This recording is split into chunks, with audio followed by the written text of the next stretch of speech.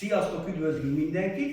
Egy információval jöttünk hozzátok, ami Ancsuszka miből áll? Itt vagyunk már a Öcsi-Szendó bárba, elkezdődtek az előkészületek, de még hiányzik nekünk egy szakács és egy pultos.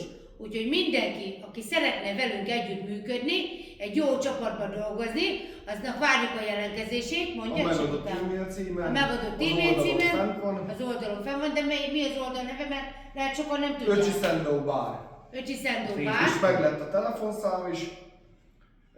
Az Öcsi-Szendó bár telefonszáma 0620 494 78 98.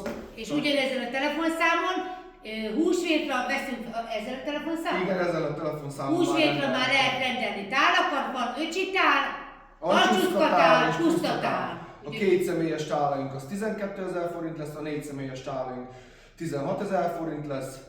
Bőséges, nagy adagok, ugye láthattátok már képeken is, amit feltettünk, de majd még teszünk fel, meg a mai nap, holnapi nap folyamán feltesszük az Öcsi-Szendó bár oldalára a tárokból a választékot és az árakat, és akkor ott is akár Messengeren is tudtok rendelni majd. Úgyhogy csajok, várjuk jelentkezéseteket, Vagy szakácsot férfiak. és pultos keresünk.